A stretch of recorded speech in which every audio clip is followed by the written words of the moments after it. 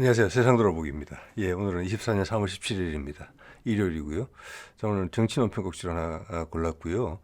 주로 이제 어떤 세계 판세가 지금 어떻게 변하고 있느냐.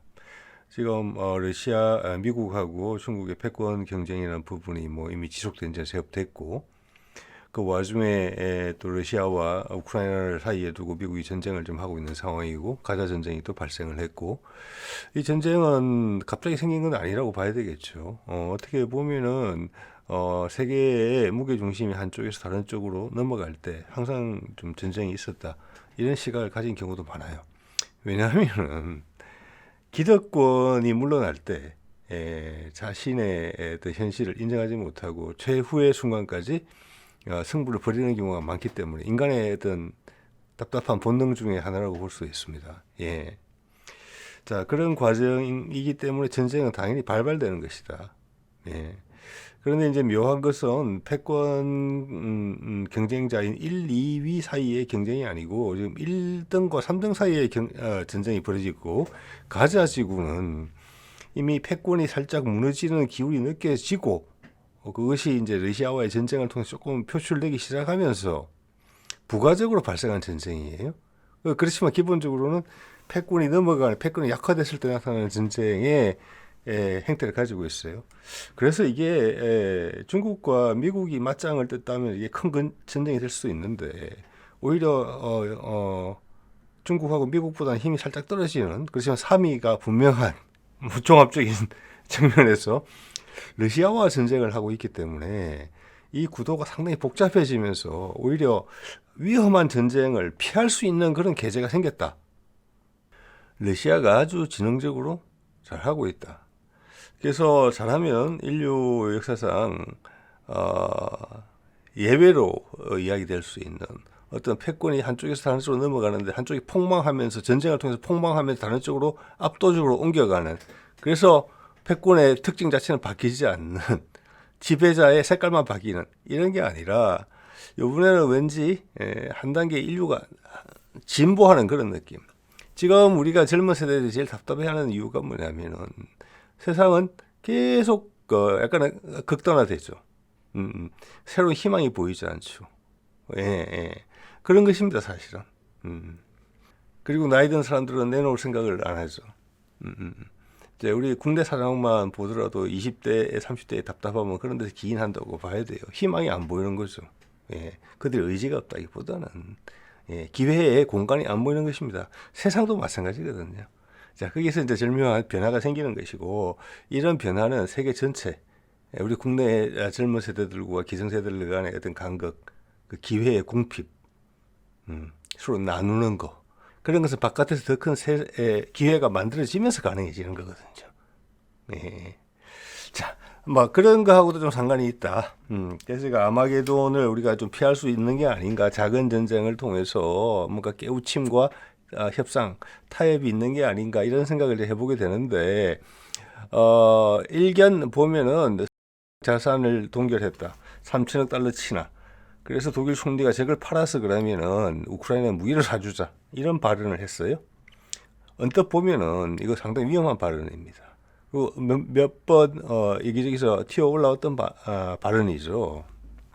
의견이죠. 근데 만약 이대로 시행이 된다 이러면은 러시아와 미국 간에 최후의 전쟁을 진짜 하게 될지도 몰라요. 저는 그래서 가능성이 낮다고 봅니다. 그 이유 자체만으로도 제가 말씀드린 좀 전에 그 이유.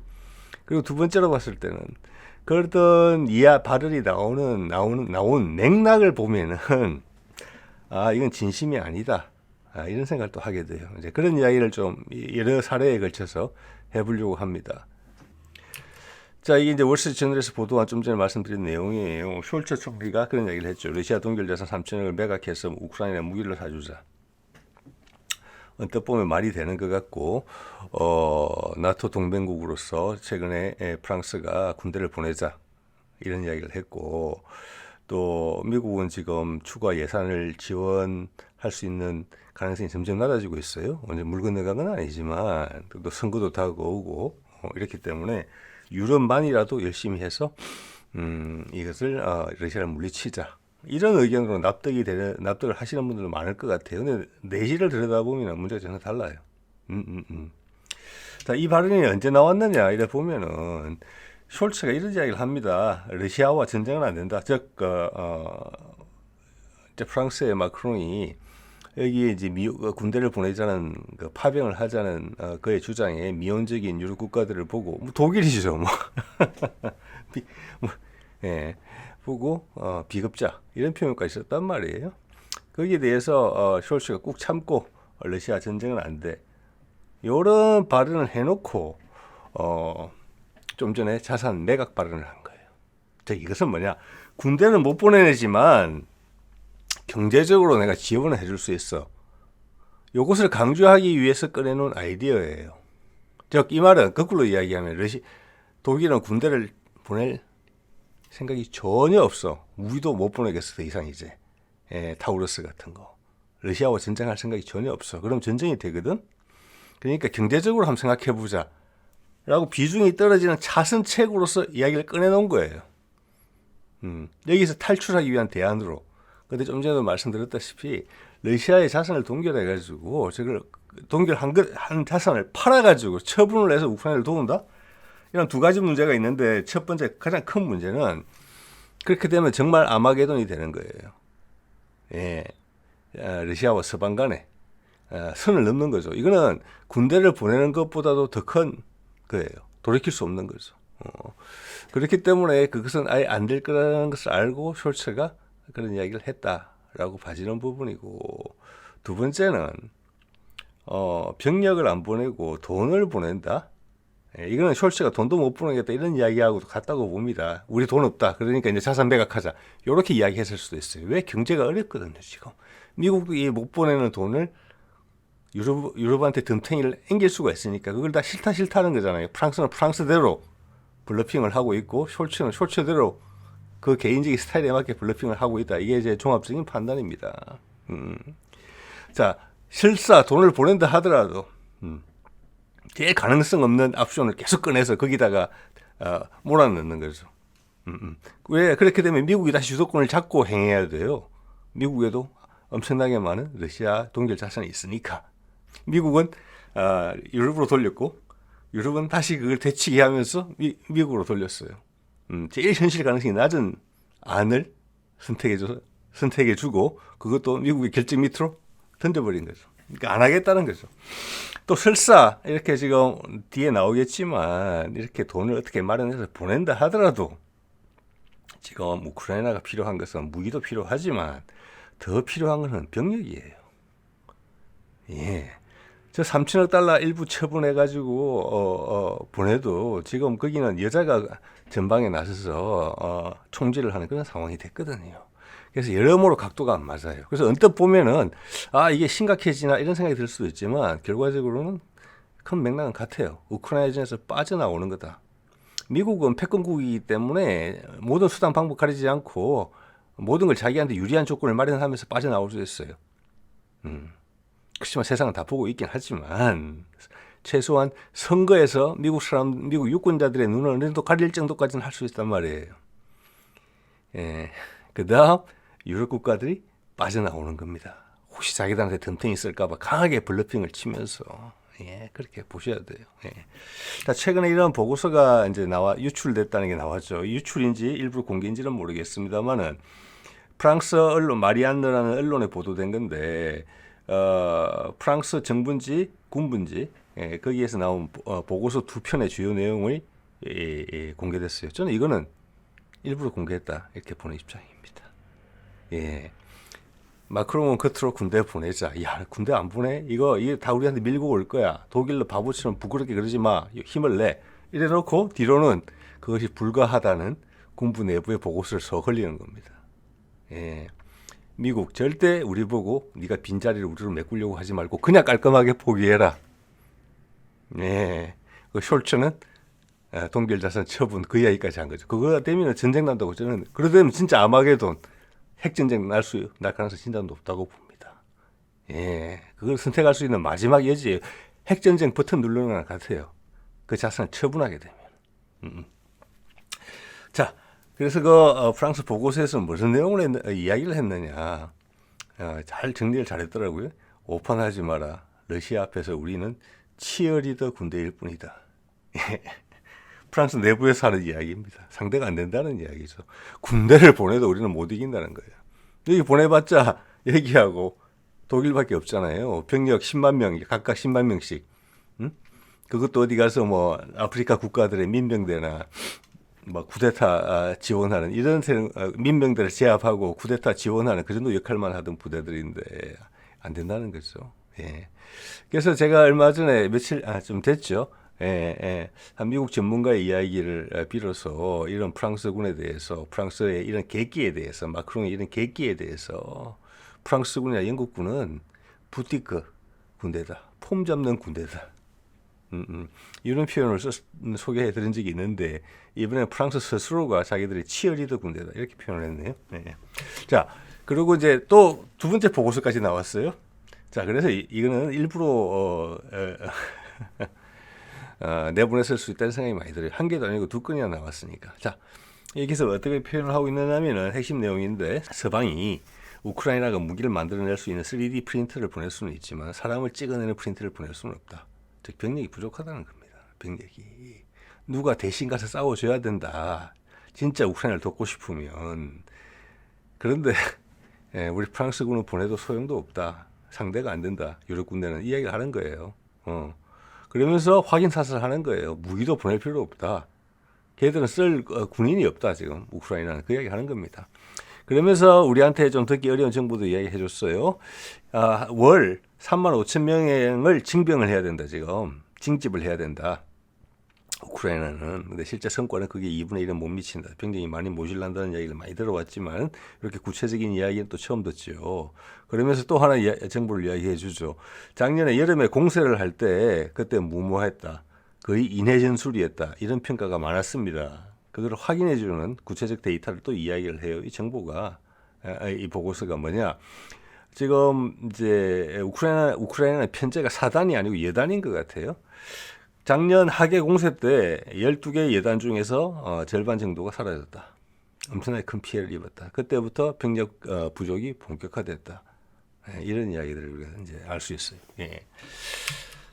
자, 그리고 또 이게 재밌는 내용이 미국이 우크라이나에 대해서 어떻게 생각을 하고 있느냐, 이게 큰 문제잖아요. 제가 봐서는 빠져나오려고 하는 것 같아요. 왜냐, 제가 계속 추적을 하는데 그 추가 지원 금액이 있죠. 예, 우리 돈으로 한 130조 원 되는 거. 예. 미국 돈으로는 뭐 900억 달러, 1000억 달러 가까이 되는 그 돈이 보도가 안 되고 있어요. 보도가. 이 시간이 갈수록 그것은 다시 뭐랄까 투표로 붙이거나 여론전을 하기는 점점 더 어려워지거든요. 선거가 가까워지고 있기 때문에. 그래서 물 건너간다는 분위기를 이미 말씀을 드렸고 그거는 계속 그렇게 지속되고 있는 것 같아요. 그래서 트럼프가 여기에 대해서 반대 의견이다. 우크라이나에 돈 지원하는 것에 대해서. 그래서 공화당이 하원을 장악하고 있기 때문에 그 의견과 동조하고 있다. 그런데 이제 트럼프 입장에서 이게 조심스러운 거죠. 혹시 불똥이 튈 수 있으니까. 어차피 전쟁 자체는 바이든이 하고 있는 거거든요. 그래서 조심스럽게 그런 의견인 것 같다라는 이런 보도가 나오고 있었는데, 이번에 헝가리의 총리인지 대통령인지 오반이 엊그저께인가 지난 주말에 미국을 가서 바이든을 만난 게 아니고 트럼프를 만났어요. 그래서 이게 논란이 되고 있어요. 근데 그가 돌아서서 나와서 한 말은 더 논란이 되고 있어요. 트럼프가 이렇게 이야기했다는 거예요. 당선이 되면 우크라이나에 1원도 안 보낸다라고. 네. 자, 제가 봤을 때 이게 논란이 된다고 제 입장에서 봤을 때 생각해 볼 수 있는 이유는, 이 헝가리는 진작에 이미 이제 나토 동맹국이지만 진작에 러시아 편에 서 왔었어요. 오랫동안. 그래서 러시아의 메시지가 오반을 통해서 따라갔을 수 있다. 이런 게 아마 제일 큰 의혹인 것 같아요. 그리고 바이든을 안 만나준 거니까 이게 옛날에 바이든이 한국 와가지고 처음 방문해서 윤석열 취임하자마자 와서 하루 시간 내서 양산에 가서 문재인 만나려고 한 거랑 비슷한 거예요. 그래서 바이든 입장에서 엄청나게 언짢은 내용이죠. 그 내용도 저런 내용이 처음 불거져 나왔어요. 트럼프가 저런 말 했다. 그러면서 트럼프가 무슨 이야기를 했느냐 하면은 기사 내용을 보면은 우리는 돈을 빌려줄 수는 있다. 이게 이제 조심스러움이에요. 조심스러움이 지난 4년간 좀 늘은 것 같아요. 트럼프도 말하는 거 보니까. 기본 성격은 이제 그대로인데. 뭐라고 이야기했느냐? 돈을 빌려줄 수는 있다. 그냥은 못 준다. 안 준다는 이야기가 아니에요. 주긴 주는데 빌려준다. 너희가 이기면 어떻게 살아남으면 그 돈을 갚고 너희가 지면은 뭐 돈 당연히 못 받는 거 아니야? 요런 이제 중도 안정도를 내놓은 거예요. 네. 자, 이런 걸 봤을 때 전반적으로는 미국과 유럽이 빠져나오는 공작을 하고 있다. 자존심을 지키면서 이런 전체적인 평가를 하게 돼요. 자, 그 과정에서 독일은 저런 이제 절대적인 극한적인 방법까지 이야기를 했다. 안 될 걸 알기 때문에. 그러면서 나한테 더 이상 쏘아붙이지 말고 미국한테 가서 물어봐. 미국이 자산 처분하자. 그걸로 무기 사주자. 그럼 나 그때 할게. 그 외에 다른 잡소리는 하지 말고. 이렇게 이야기한 거거든요. 숄츠가 마크롱한테. 자, 그렇기 때문에 제가 가끔 인용하는 더글라스 맥그레거가 이런 제목의 이야기를 한 것입니다. 우크라이나에서 은밀히 탈출 중인 미국 동감입니다. 예. 미국은 패권국이라 은밀히 탈출할 수 있지만 프랑스와 독일은 은밀한 탈출이 안 돼요. 그래서 그들의 여론을 활용하는 블러핑 작전을 지금 쓰고 있다. 이렇게 보는 거죠. 예. 자, 우크라이나는 그렇고 그러면은 제가 봤을 때 이 우크라이나전하고 아까 말씀드린 그 법안의 금액도 있잖아요. 130조 원 그 안에 많은 부분은 그 중에 뭐 대부분은 한 3분의 2 정도는 우크라이나 지원이지만 나머지 두 번째가 어디냐 이스라엘 지원이고 맨 말미에는 타이완 지원까지 포함되어 있었던 그 패키지예요. 그래서 이 법안을 뭐 손을 댄다, 옥신각신 한다 그러면 예를 들어서 우크라이나 진짜 못 도와주겠다. 그럼 우크라이나만 빼고 이스라엘과 타이완을 지원해 주자. 이 정도까지도 법안이 수정될 수도 있는데 지금 그런 이야기까지 전혀 없어요. 그래서 한 패키지로 싹 갈 가능성이 있어요. 그래서 이거는 우리가 아주 모르는 차원에서 이미 어떤 협상의 분위기가 있다. 그리고 지금 중국이 너무 조용하거든요. 예, 지금 중국이 해줘야 될 일을 전 세계에 새로운 어떤 균형 감각을 찾는 그런 행동을 지금 러시아의 푸틴이 다 하고 있어요. 그런 면에서 미국한테 상당히 유리해요. 네. 그래서 전쟁 없이 넘어갈 수도 있겠다. 미국과 중국이 이런 생각을 해보게 되는 거예요. 거꾸로 중국을 궁지로 몰 수도 있다. 이런 생각이 들거든요. 지금. 네. 그런 이야기들은 노출이 전혀 안 되겠죠. 바깥으로. 그렇지만은 흐름은 지금 그래요. 그렇다고 미국 CIA가 중국에 대해서 놀고 있는 것은 전혀 아닐 거겠죠. 예. 근데 중국이 지금 너무 목소리가 미약하다. 내부에 지금 어떤 중국은 워낙 가려져 있는 게 많으니까 내부에 어떤 문제가 있는 게 아닌가 이런 생각도 언뜻 하게 돼요. 지금 뭐 여러 군데서 목소리를 내고 행동을 취해야 되는 상황이 몇 번 지났거든요. 가자도 그렇고 우크라이나도 그렇고. 예. 근데 거기서 어떤 방향성을 못 잡아주고 있어요 지금. 네. 그래서 어떤 원론적인 이야기만 그냥 간간히 나온다. 그런 제가 인상을 좀 받고 있어요. 예. 끼어들 여지는 이미 많았거든요. 과거에도 그와 유사한 시도가 있었고, 적극적인 중재를 한다거나, 뭐, 유럽 국가들한테 접근을 한다든지, 예. 유럽이 이러고 있을 때 중국이 도와줄 수 있는 거거든요. 간접적으로. 근데 그런 게 전혀 안 보여요. 예. 이거는 중국한테 상당히 안 좋은 신호다. 그리고 푸틴이 지나치게 부각되고 그가 리더십을 너무 과하게 행사하고 있다. 중국의 입장에서는 중국의 시진핑이 나서서 교통 정리를 하는 모습을 보여야 되는데 그것을 푸틴이 하고 있다. 예, 이게 저는 상당히 크다고 봅니다. 전 세계의 수많은 나라들이 지켜봄에 있어서 누구한테 신뢰감을 더 줄 건가 이런 부분이 있는 거거든요. 예. 그래서 중국이 덩치가 크고 부자는 됐지만 아직 리더십을 행사할 준비는 문화적인 리더십을 행사할 수 있는 문화적 역량은 아직 아닌 모양이다.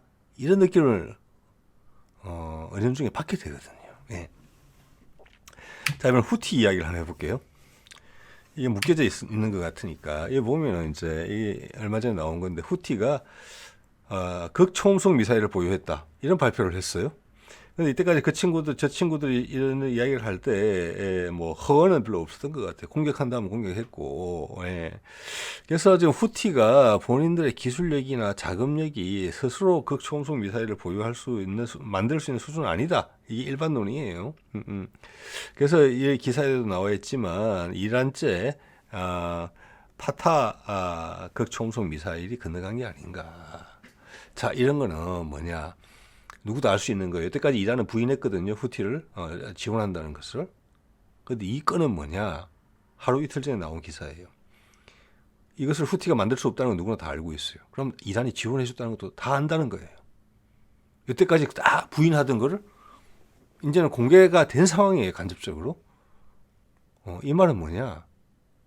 이미 판세가 어느 정도 굳어졌다라고 이란이 판단한다는 거예요. 그래서 이걸 준다고 그래서 본인들한테 유리한 일만 생기지 불리한 쪽으로 일이 확산이 돼서 뭐 미국이 이란을 배후로 지목하고 공격을 한다든지 이런 일은 있을 수 없다. 예, 오히려 미국이 가자전에서 빨리 발을 빼는 데 도움이 될 수 있다. 이런 판단을 했기 때문이라고 보거든요. 흐름을 읽는다고 봤을 때. 자, 이 미사일을 보면은 이건 다음에 따로 한번 말씀을 드려야 될 것 같은데 북한에 있는 극초음속 미사일하고도 비슷하고 우리 현무 시리즈하고도 비슷해요. 이 뒤에 탄두가 분리되고 죄송합니다. 뒤에 로켓이 분리되고 2단이 날아가는데 날개가 있죠. 이것은 서로 조종 능력을 가지고 있다는 것이고 이 보면은 이 앞단에도 2단에도 추진력이 있다라는 것을 찾아보면 알 수가 있어요. 자, 이 극초음속이고 최고 속도는 뭐 마하 13, 15 이 정도고 최종 돌입 속도가 마하 8이라고 지금 이야기가 나오는 것 같거든요. 예. 이것은 마지막까지도 보통 속도가 많이 떨어지거든요. 대기권 안에 들어오면은 마찰 때문에. 그래서 끝에 오면 마하 4, 5 이 정도밖에 안 돼야 되는데 마하 8 끝까지 출력을 쓴다 이렇게 볼 수 있는 부분이라고 저는 감히 생각을 해봅니다. 저렇게 되면 서방권의 미사일로 요격이 안 된다가 정답이에요. 이걸 쏘면은 거기에 나가 있는 지금 미국 구축함들이 우리 세종대왕 구축함급이죠. 이지스급들이 격침 내지는 피격되는 불상사가 나온다. 쏘게 되면은 이제 얼마 전에 시험 발사했다고 나왔기 때문에 좀 있으면 쏠 거예요. 그러니까 이게 지금 타이밍도 여러분 한번 생각해 보세요. 미국도 안단 말이에요. 미국 해군도 후티가 저걸 가졌고 저걸 발사하게 되면 우리는 피격되는 장면이 노출될 수밖에 없다.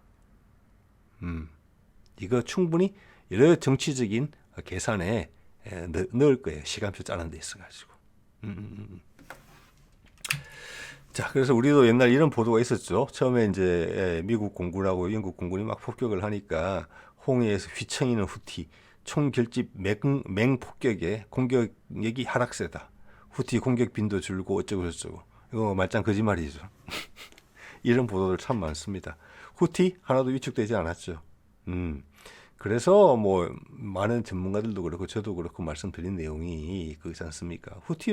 저거를 홍해에 상승 공격하는 걸 막으려면은 지상군을 보내는 수밖에 없다. 그거예요. 그걸 다 거꾸로 확인하는 거예요. 예, 저는 거짓 기사들이 가짜 뉴스 기사들이 얼마나 많이 등장을 하더라도 핵심은 그거예요.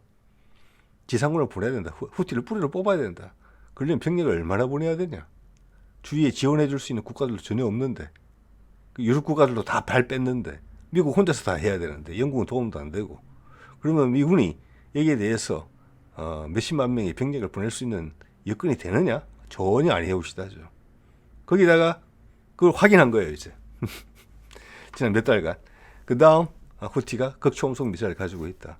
이때까지는 드론 쏘고 단순한 탄도미사일 쐈더니 대한미사일 쐈더니 다 영국은 한 방 맞고 도망갔죠. 집으로 돌아갔지만 미국이 이지스함들을 다 막아냈어야지 피격됐다는 이야기가 없었어요. 그러니까 제대로 된 걸 가져온 거예요. 이제는 맞는 거예요. 이제 쏘면은. 자, 이것을 미국이 어떻게 접수할 것인가? 맞는 모습을 노출할 것인가? 아니면 어떤 정치적 결정을 할 것인가? 제가 봐서는 정치적 결정을 할 가능성이 높다고 봐집니다. 제가 좀 이따 보여드릴 내용들을 보시면 더 그러실 거예요. 우크라이나에서는 이거는 한 패키지입니다. 지원 금액도 한 패키지인 것처럼. 물론 제 의견이죠. 자, 이 사람이 누구냐? 척 슈머라는 상원 의원이고, 상원은 지금 민주당이 다수당이에요. 그 민주당 소속이고 그 다수당 대표예요. 이 사람이 유태인일 수도 있다고 생각이 듭니다. 그까지는 확인은 안 되는데 여태까지는 이스라엘 지원에 있어서 가장 앞장서서 이야기를 했던 사람이고 네타냐후의 강력한 지지자였어요. 거기다가 이 사람은 상원에서 리더십을 가지고 있잖아요. 네. 그런 사람인데 최근에 발표해서 이스라엘을 강하게 비판했어요. 강하게 비판하고 이 여러 가지 문제점을 지적해 하는데 그 마지막으로 이런 문제를 지적합니다. 근데 지금 가자의 문제는 네타냐후와 그 강성 내각 멤버 이름 2명 있죠. 거명까지 하면서 했어요.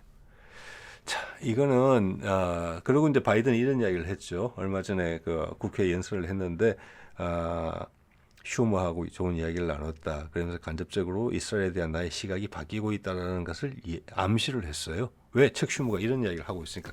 이때까지 이스라엘을 반드시 지지해야 된다고 이야기했던 사람이 돌아서고 있으니까, 비판을 하고 있으니까. 그 이야기를 내가 잘 들었다. 바이든이 이렇게 이야기했단 말이에요.